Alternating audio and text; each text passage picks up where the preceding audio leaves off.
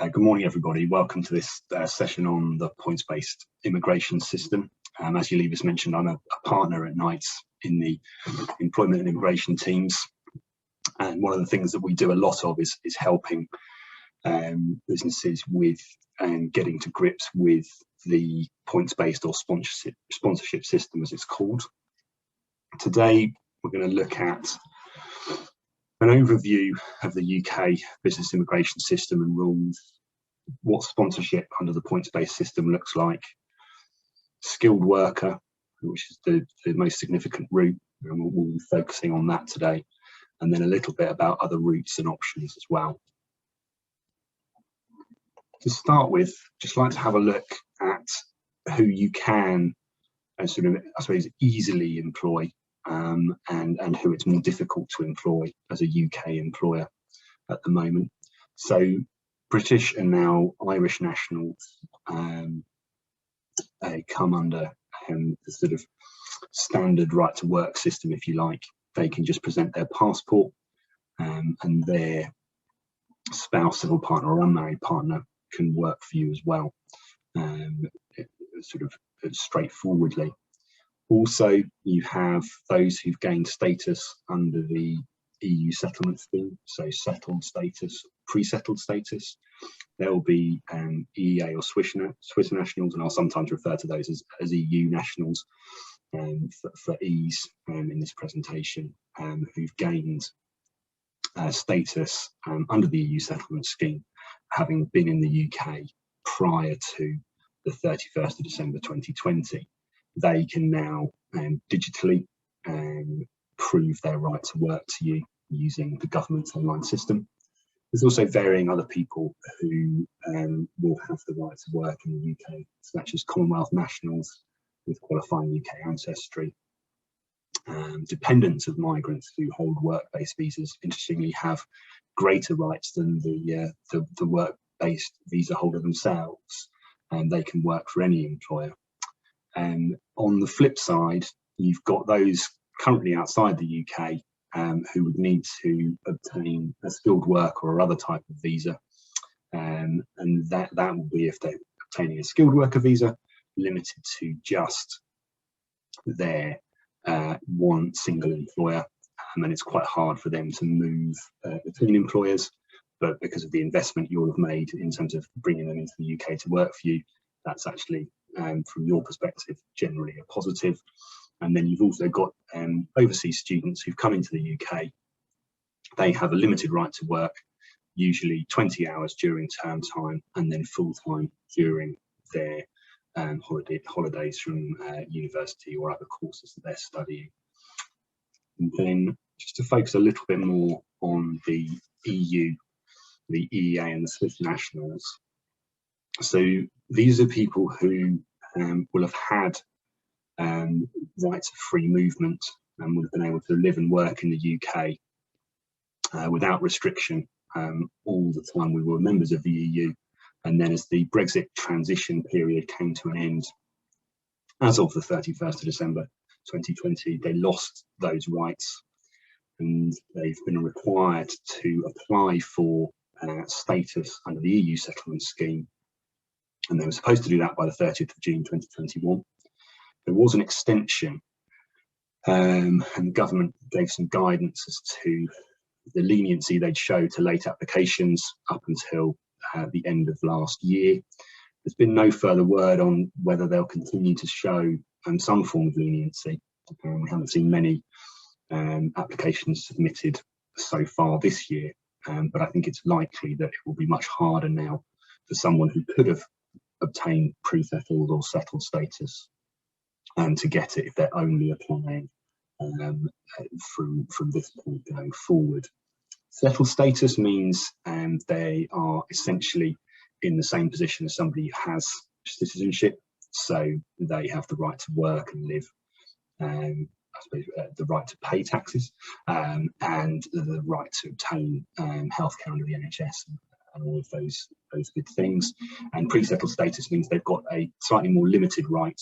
They've got up to another 5 years to remain in the UK, and then they can either apply to upgrade to settled status because they'll have gained the requisite amount of time in the UK, or they can decide that they might leave and go and live somewhere else. Importantly, one change that was brought about during the Brexit transition period was the codification of what's called the Common Travel Area. So the formalisation of what was previously a more informal system in relation to British and Irish nationals who could move freely between the UK and Ireland. That existed pre our entry into the European Union and pre Ireland's entry into the European Union.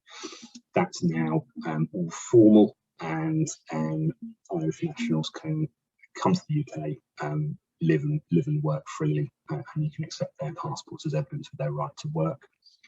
There's also a separate category of EU nationals, and this applies equally across those looking to come and work in the UK, and for UK nationals who might want to go and work somewhere else in the EU, a frontier worker permit that can be applied for separately, and means that someone who had some kind of role that meant they travelled across borders regularly prior to Brexit can apply for this permit and continue to do so. So there's some protection there for the cross-border workers, and that may be potentially a useful visa depending on what activities your workers were doing prior to Brexit. It could be something that would be useful for some businesses to look at in the future. Then looking more closely at what sponsorship is, and this is where the points-based system comes in.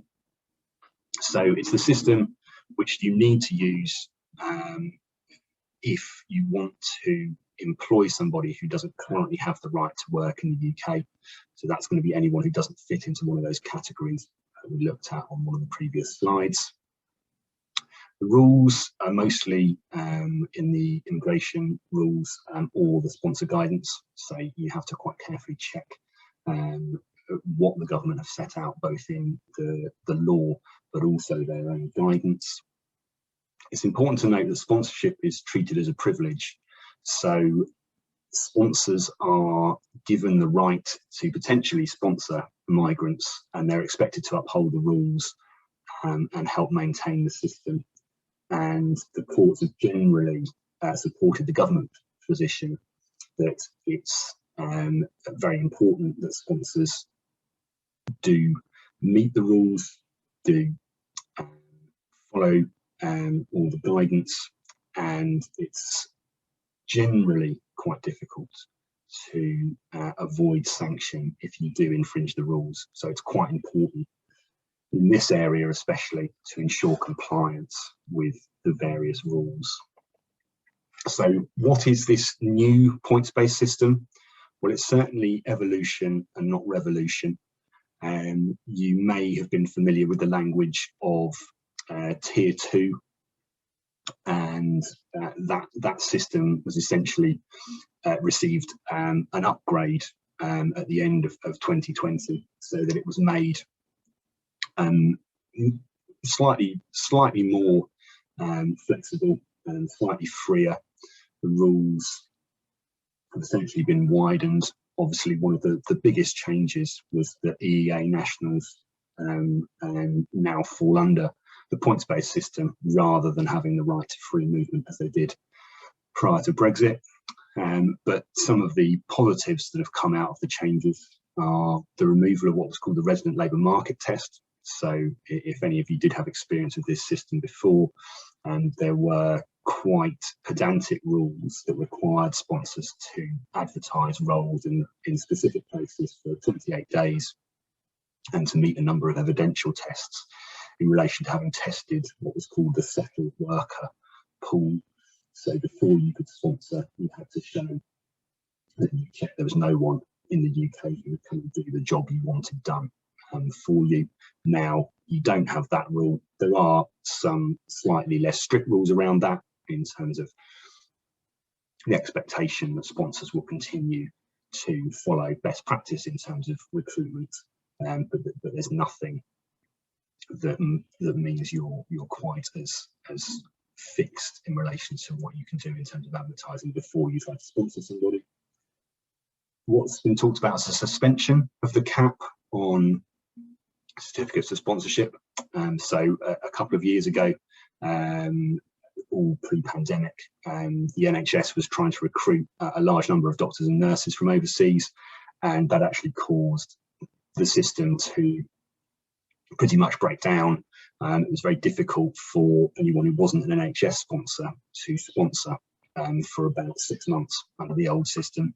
That cap has now been suspended, so any number of migrants can be sponsored under the sponsorship system at the moment, and there's certainly no sign of that cap coming back in.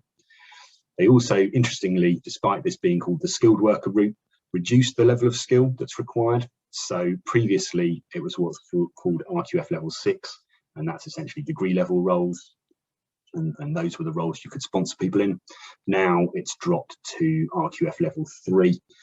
So that's more akin to A level. So there's a much greater number of roles, and the list of roles that can be sponsored has expanded dramatically. They also, given they were reducing the skill level, sensibly reduced the salary threshold that most jobs have to meet to 25,600, so the median level of salary in the UK, and that was previously £30,000 per annum. It's important to note, though, that many of the roles at sort of the top end of the skill level do require higher salaries to be paid.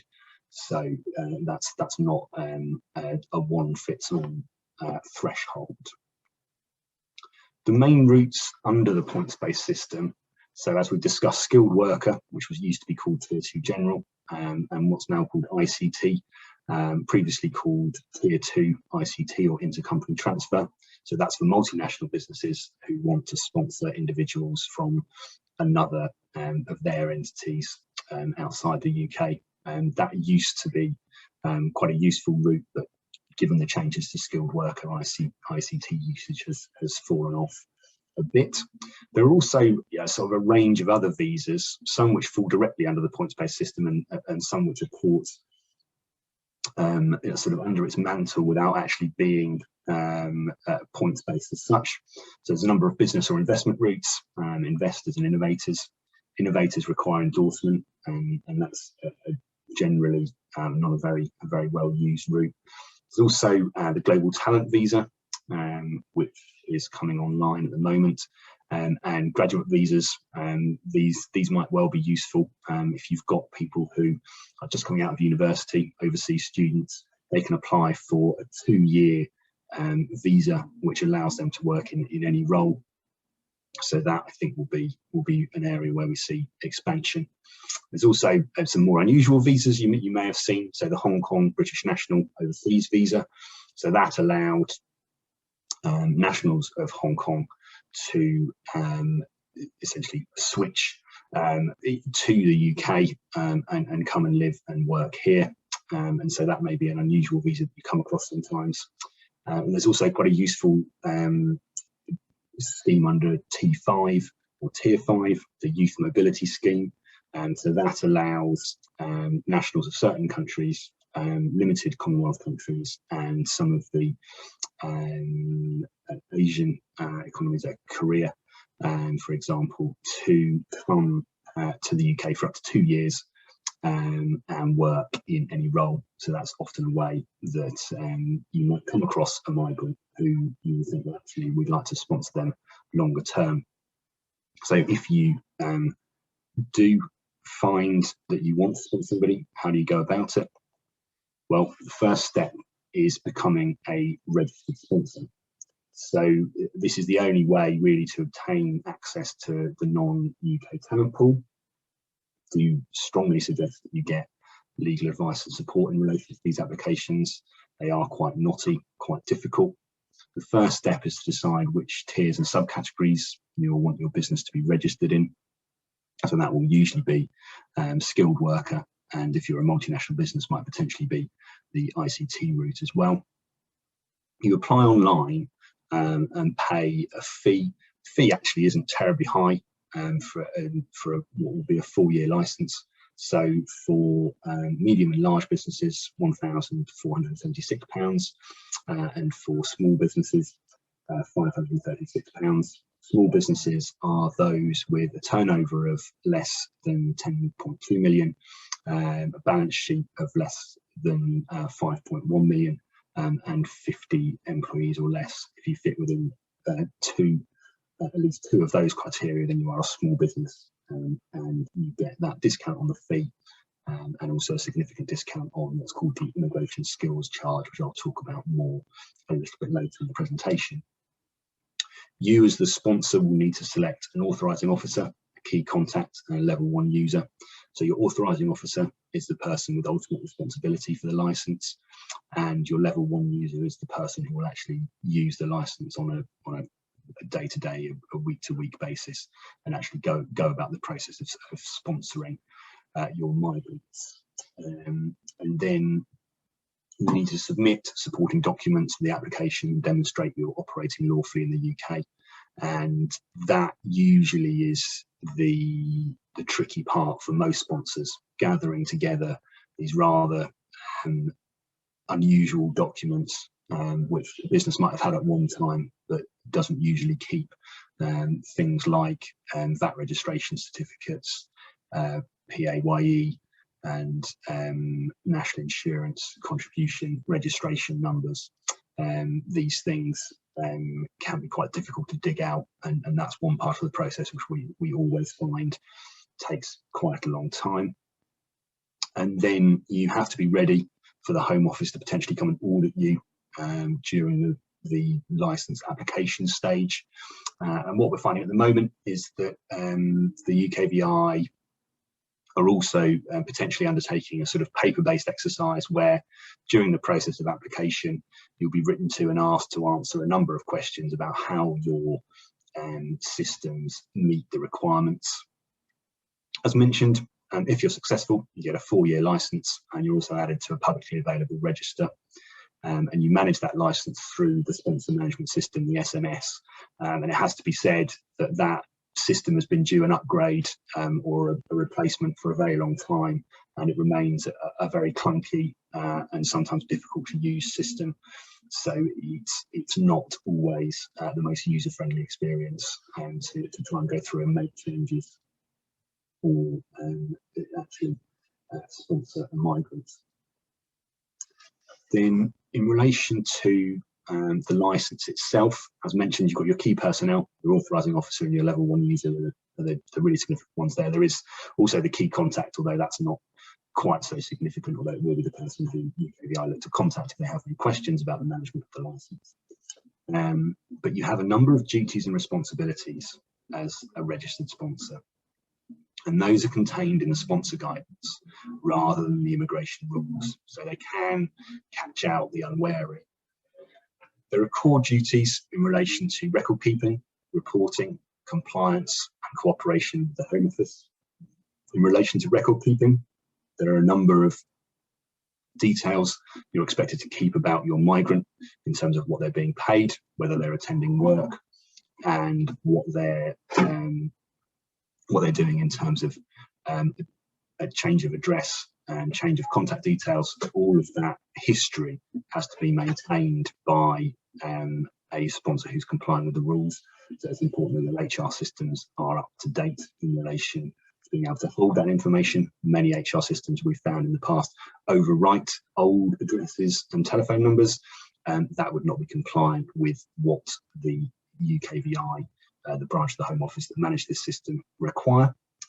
Reporting, so there are a number of changes and other matters that need to be reported to the UKVI in relation to migrants, usually within 10 working days of any change, such as they're not attending work or they haven't signed up for work. And in relation to the sponsor itself, usually within 20 working days, any change of ownership, change of address, anything of that nature. And it's important you've got systems in place to note these changes and get them submitted on the SMS. And you've got compliance both with UK immigration and employment law. Certainly, one of the big areas here is right to work. So ensuring you've got systems in place which allow you to correctly process someone's right to work documents. And with employment law, that seems really to relate to things such as paying national minimum wage, paying holiday appropriately. We're not aware of any circumstances where a sponsor has been criticised for losing an employment tribunal, for example. And then cooperation with the Home Office, so you're expected to, I suppose, own up to any errors that you make, and to deal with any Home Office inquiries quickly and responsively. The consequences of non-compliance can be serious, although these entirely relate to your sponsorship and your relationship with any sponsored migrants. It doesn't extend further than that, but it can include license downgrade, so you wouldn't be able to sponsor anybody new, or revocation, the most serious penalty, and the leave of any existing sponsored employees being curtailed, so they would have 60 days to find another sponsor, or they would need to leave the UK. And then, as mentioned, the sort of HR system priorities, it's important that if you're becoming a sponsor, you've got systems in place which are going to monitor these things and make sure you remain compliant. In terms of actually sponsoring an individual, you've got a number of steps to go through.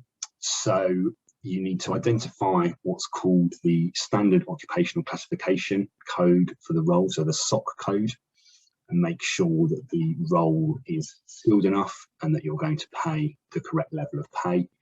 It's very important that you undertake that process properly and appropriately. So you have a role, you look at the job description, you take that job description to the coding tool that the Office for National Statistics provides, you find the appropriate role, and then you check whether that role appears in Appendix Skilled Occupations, and if it's not a role that can be sponsored, you don't then try and shoehorn a different code onto it. You say to yourself, well, unfortunately we can't sponsor in this role because it's not appropriate level of skill. Obviously, if you were to try to bend the nature of the role to a higher skill, you risk being sanctioned by the UKVI if they are unhappy with what you've tried to do. You make sure that your candidate is eligible, so conduct due diligence on them, make sure they've got no criminal record, any of the other matters that might mean they fall foul of the UK's general grounds of refusal. You work out whether you need a defined or undefined certificate of sponsorship. So once you become a sponsor, you'll become very used to the language of COS, certificates of sponsorship. For defined certificates of sponsorship, they are for those outside the UK, and can be applied for quickly under the SMS system, and the UKVI generally turn those round within a day. And for undefined certificates of sponsorship, those are for students already in the UK who want to switch into skilled worker, a candidate who you identify who already works as a skilled worker for another employer, but you want to employ them instead, and for any extensions of sponsorship. And I'll talk a little bit more about how long you can sponsor somebody for a little bit later in the presentation. You, as I say, obtain the defined or undefined COS.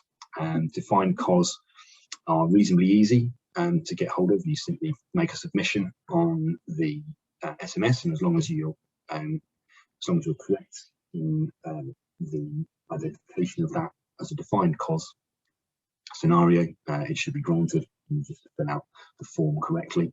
Undefined COS, slightly harder. If you've got one, it's easy, you just assign it. If you need another one, you have to make an in-year allocation increase request via the SMS. If you don't use the priority service, which costs £200, that can take up to 18 weeks. So that can be quite a difficult process. As I say, you then assign the COS to the candidate via the SMS, the sponsor management system, and then provide the unique reference code in the certificate of sponsorship to that migrant, who can then make their visa application. In terms of skilled worker itself, This is the most commonly used route for work. It's used both for new hires and permanent inbound transfers. As I say, it's used much more widely than it used to be. ICT use has kind of fallen away now. Will almost always require a defined certificate of sponsorship. As mentioned, the minimum salary is 26,600, although that can go up if the relevant sort of code salary is higher. So for several jobs in the list, you'll find that the salaries are 30,000, 40,000 plus. There is a new entrant, lower salary, so you get a 30% discount on the salary if the individual is under the age of 26, has recently undertaken study. So that can mean that you can pay someone for a slightly lower salary if they are more inexperienced in the role. There's an English language requirement, so they have to be able to speak and communicate in written English up to a level of what's called B1. There's some very important criteria in terms of making sure that you take the correct test. You have to take a 4-component test, and you have to take it at a registered testing centre. If you fail to do either of those things, then you as the migrant are likely to fail in your application. Although those from English-speaking majority countries, America, New Zealand, Australia, and areas such as that don't need to do anything more than prove that they are a national of that country in order to pass the English language test. There's also a rather unusual maintenance requirement. So there's an expectation that the migrant can show they've got just under £1,300 available to support themselves when they first arrive in the UK. However, the sponsor can certify that they will cover any I suppose social security benefit that would otherwise need to be paid in that period. As mentioned, the role has to be skilled to at least RQF level 3, and that does cover a large number of roles. And you can apply for a visa for up to 5 years, which will count towards settlement. And if you've been in the UK for 5 years as a skilled worker, you can apply for what's called indefinite leave to remain. And then you are free of the points-based system, and you can go and work for any employer you choose. In terms of budget, when you're thinking about if this is something your organisation would like to do, you've got a number of costs which have to be factored in. There's a small certificate of sponsorship assignment fee which has to be paid of £199. You've then got the immigration skills charge, which I mentioned briefly. So for small companies, it's £364 per year of sponsorship. For large companies, it's £1,000 per year. And that is paid up front when you assign the certificate of sponsorship to the migrant. You've then got the visa fee. So an out-of-country application costs £610 for 3 years, or £1,220 for a 5-year visa, and they're slightly higher for in-country applications. And then you've also got the immigration health surcharge, so that will be £624 per year, although there are some exemptions such as the health and care route for those in the care sector. Therefore, the budget for a 3-year visa would be £3,773 if you're a small company, and you then also need to factor in that you're likely to want to potentially extend that migrant's visa for another 2 years at the 3-year point, so there'll be further fees to pay at that stage. And after that, they can then look at applying for indefinite leave to remain. And I've mentioned here, the fees are usually paid by the sponsor on behalf of the migrant, because otherwise it's quite uneconomic for the migrant to relocate to the UK with all the other costs they'll be paying on top to pay what are quite substantial fees. And so that can be a barrier to sponsorship, or to looking at whether this is something that your business would want to do. It will depend on how badly the skills shortage is affecting you. Given all of that, one thing that companies do sometimes look at is remote working, so leaving the worker overseas somewhere and that can be attractive for short-term projects with those who are sort of set up in business to undertake work for overseas entities. I think some of the difficulties with employing remote workers, you have to be careful. Do they have the right to live and work in the country they're based? Are they going to be subject to removal, and so that you'll actually lose their services because their lives will be disrupted? What's the tax position? Is there a double tax treaty between the UK and the country you're looking at? And there are, I think it's over 100 double tax treaties in place. And what's the social security position? So will you have tax issues in terms of social security as well? And there are fewer double social security treaties available to make use of. And then that's before you even start to consider, is this a role that we can easily line manage someone who's completely out of the country, who we never see, and who it might be difficult to make contact with on a regular basis. So I think there are a number of potential pitfalls there, but it's an option for perhaps shorter term projects. If you're looking at, well, how do we fill a skills gap? I think the obvious option is the skilled worker route via sponsorship, but that there may be issues that we've looked at during this presentation, which make that route more or less attractive depending on what exactly it is you're trying to achieve. In terms of Knights, currently have 2 partners in the team, myself and Victoria Burnett, and I've put our contact details here.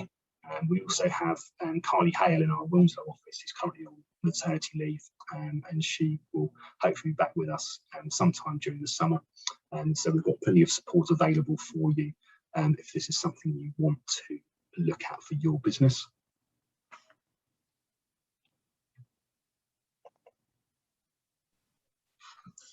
Thank you, Philip, for the presentation. We are now going to launch a feedback poll. If you can please answer that whilst we prepare to start our Q&A. So if you have any questions, please feel free to drop those on the chat box or in the Q&A box at the bottom of your screen. And we can go on to the next slides while people start answering the poll. And we've got one question here, and it's under the IELTS English test, what would be the minimum pass requirement for skilled workers? Yeah, it's an interesting question. Off the top of my head, I'm not sure. That there are various different criteria depending on who you're taking the test with. So, for example, one set of tests only requires a pass mark, I think, of 43. But others require a pass mark near a 70. So it does depend, but it will depend on the different provider that you take the test with as to what the pass mark will be. But it will make clear on the test when the migrant's done it what the passing is. And then someone else is asking if other 4 skill-based tests can be used instead. Yes, so exactly. So there are several different test providers. There's Pearson as well. So yeah, there are a couple of different ways, and these are set out in a series of rather incomprehensible spreadsheets on a sort of a backwater of the UKVI's part of the government's website. So you can check which tests are acceptable, and it certainly isn't just IELTS that you can use. There are several others that, depending on the country you're in, when you go to take the test, you'll be able to book a test with a different provider and take a different test. So we have found sometimes the price difference between some of those providers will be quite significant, or the timing. So some providers seem to be able to provide tests very quickly, and other providers provide them more slowly. And so it's well worth investigating. Well, is this test one that my proposed migrant can do? and can we get them in there sooner? So yes, so you're not stuck with IELTS for sure. We've got another question from Zain, and is it possible for a law firm to offshore some legal work to overseas, Commonwealth countries, law graduates? Are there any UK or local issues to consider other than those already discussed in the slides?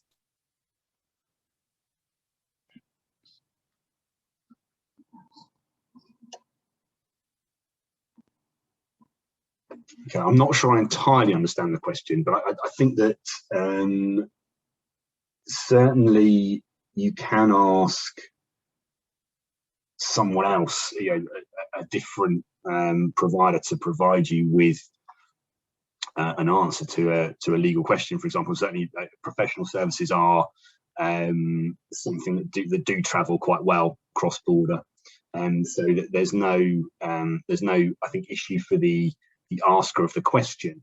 I suppose the area that you may want to consider is, see, if you ask a UK law firm a question, then they are regulated by the Law Society, by the SRA, and they'll have to answer to them if they get that wrong. Are you as well protected in another jurisdiction if you're asking a sort of a non-regulated provider, or a provider who's regulated by that jurisdiction? That sort of query, hopefully that's answered the query you're asking. Thank you. This one is, how do employers who have currently moved back to EU home countries during the pandemic or work from home now will be assessed? I'm not sure. Yeah. Yeah, so if they haven't applied for and haven't got settled or pre-settled status, then they are going to struggle. And there are law firms which can support sort of these sort of more complicated applications, and I would be doubtful if someone decided during the pandemic to move back to the EU without having secured their settled or pre-settled status. I think they potentially will struggle, unfortunately, to now get it. I think the government will, I think, understandably take the view that, well, they had the option of applying. They could have applied even while they were outside the UK, and therefore they're probably not going to look on that application kindly unless there are some very specific circumstances that apply. So I think, unfortunately, that will be a difficult application going forward. We've got a couple of internships as well, and how do paid and or unpaid internships fit into the system?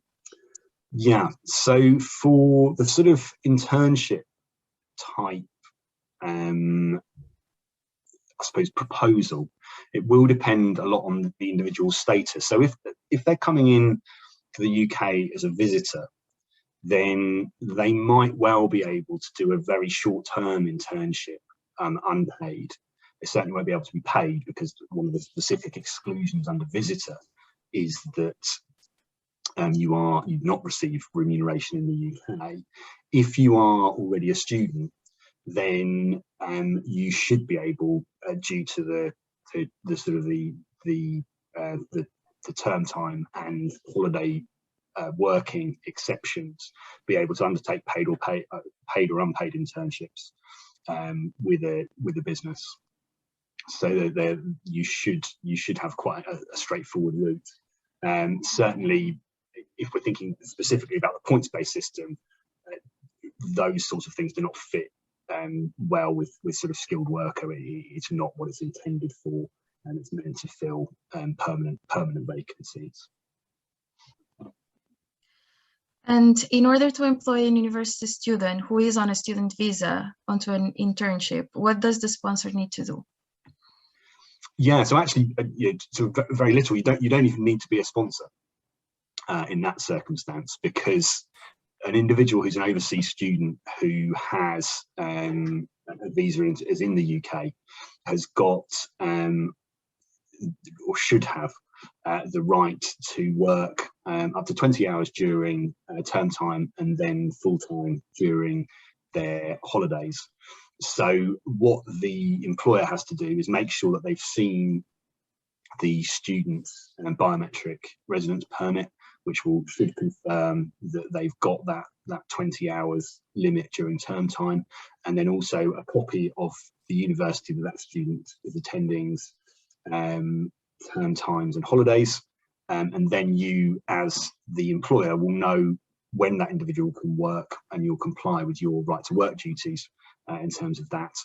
And so there shouldn't be any particular difficulty in getting that person into your business to do a paid or unpaid internship that they can earn during those hours, provided that they're not doing more than 20 hours a week during term time. You've got the ability to employ them, either as an employee or as an intern. Thank you. I think we haven't got any more questions. So we are going to be sending out the recording and the slides in the next couple of days. And if you have any further questions as well for Philip, feel free to reply to our email or contact us. If you go please on the next slide, you will be able to find our contact details. So if you have any question, please feel free to contact us. Thank you so much for attending today, and thank you, Philip, for the great presentation. Thank you very much for inviting me. I hope everyone's found it useful. Thanks very much.